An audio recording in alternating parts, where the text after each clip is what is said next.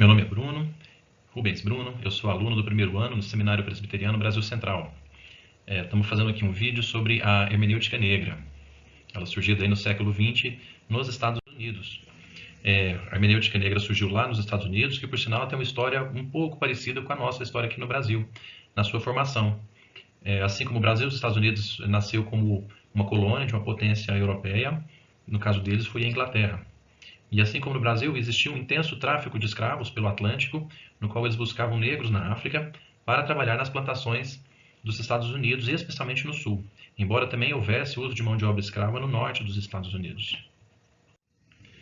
Existe uma certa diferença entre a história aí da presença negra nos Estados Unidos com o caso brasileiro.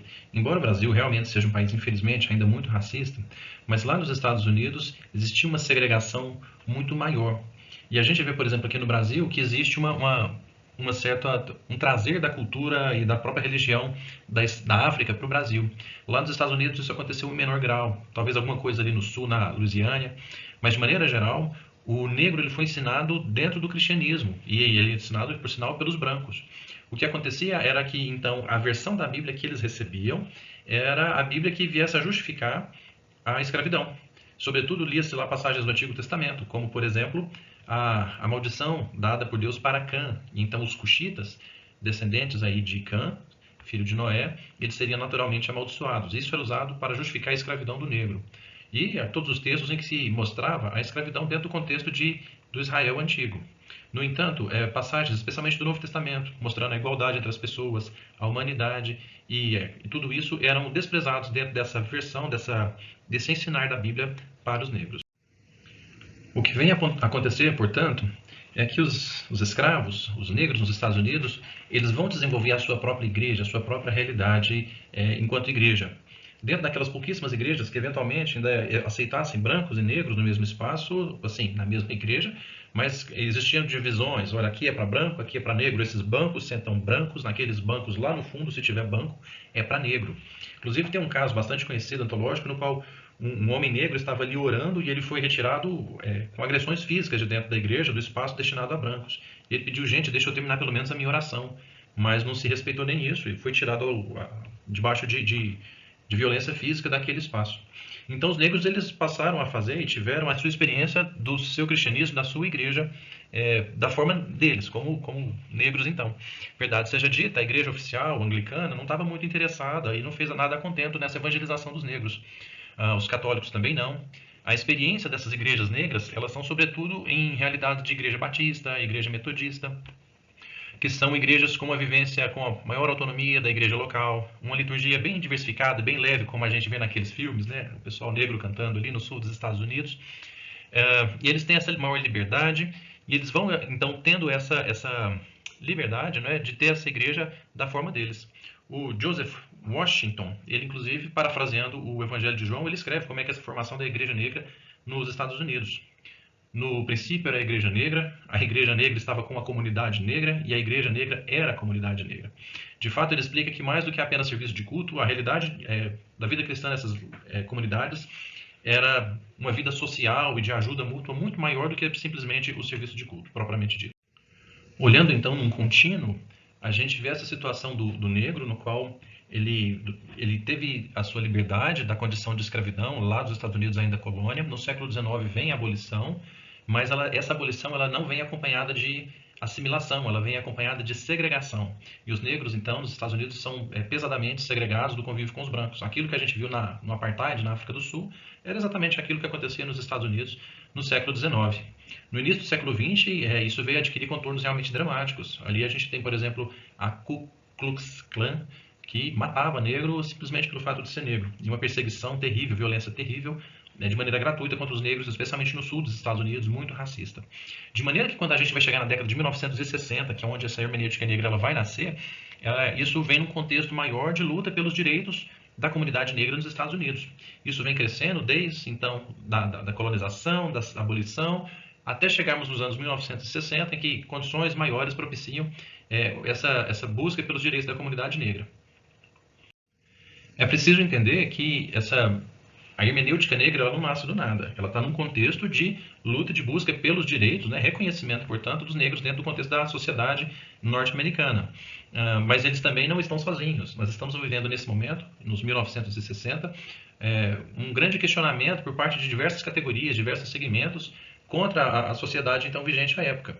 É o momento do grito das feministas, do movimento hippie, dos protestos como, por exemplo, Maio de 68, movimentos de inspiração socialista. Toda essa contracultura dos anos de 1960 são plano de fundo no qual a hermenêutica negra surge. O movimento negro surge dentro desse contexto maior de questionamento da ordem como estava, e a hermenêutica negra está ali naquele momento, quando então eles estão lutando por direitos e falam, vamos ler a Bíblia. E o que a Bíblia diz para a gente nesse contexto no qual nós estamos vivendo?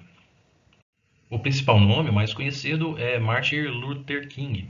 Inclusive, ele era um pastor e fez um discurso inflamado, bem conhecido, I Have a Dream, no qual ele defendia o direito dos negros de viverem numa sociedade mais fraterna, mais justa, sem esse tipo de discriminação que sofriam. No entanto, esse movimento negro, ele não tem apenas esse viés. O Luther King ele tinha um viés um tanto mais pacifista, mas existia um grupo mais radical. O pessoal ali dos Panteras Negras e o movimento Black Power, eles não descartavam a radicalização e o próprio uso da violência na defesa daquilo que eles pretendiam. Fruto, então, desse momento em que os negros vão para a Bíblia procurando, então, respostas e explicações, palavras para aquilo que estavam vivendo, eles se voltam para a Bíblia e teólogos negros se juntam, eles fazem, por exemplo, Joseph Washington, que eu citei, e outros tantos, eles se juntam e fazem a famosa Declaração de Atlanta. Ali eles escrevem as bases daquilo que eles defendiam como sendo essa hermenêutica negra, o que ela deveria se preocupar, no que ela deveria se tratar. Por exemplo, a hermenêutica negra é uma apropriação que os escravos negros fazem do evangelho que lhe foi transmitido por seus opressores brancos. É a visão negra a respeito do evangelho que foi recebido. Ele é produto da experiência e da reflexão dos cristãos negros. E a proposta deles era bem clara, de que era confrontar e olhar para os temas típicos e próprios da realidade sofridos ali da opressão pelos negros nos Estados Unidos. Essa afirmação, esse relembrar, esse grito por uma humanidade negra diante do racismo branco. Isso é importante colocar porque o escravismo, a escravidão, ela nega a humanidade. O escravo não é gente, ele é coisa. Mas ali, então, mais de século depois, eles estão gritando, a gente não é coisa, a gente é gente. Então, é um grito pela afirmação da humanidade deles. E aí a grande chave, a grande questão, o grande norte hermenêutico é Jesus Cristo é libertador, porque o Evangelho é libertador. Então, se o Evangelho é libertador, Jesus Cristo é libertador. Jesus Cristo, portanto, livra não apenas do pecado, mas de todo esse tipo de opressão que o negro poderia estar sofrendo também. É esse olhar hermenêutico que eles vão ter. Num exemplo, então, decompondo isso que eles estavam colocando. Por exemplo, eles propunham, eles falavam, Jesus Cristo era negro. Bom, isso pode parecer um pouco estranho para a gente, mas tem até uma certa lógica, pelo olhar dos Estados Unidos, do estadunidense. Aqui no Brasil, o IBGE, quando o moço do censo vai lá na nossa casa e pergunta, a gente tem branco, tem negro e tem pardo. É o moreno, é o mulato. Isso no Brasil é tranquilo para a gente. Mas no caso dos Estados Unidos é bem segregado. Ou é branco ou é negro. Então, quem não é branco é negro. E o padrão dos Estados Unidos para branco, para os nossos padrões brasileiros, é um sarrafo bem alto. Então, quem não for bem branquinho, automaticamente é classificado como negro.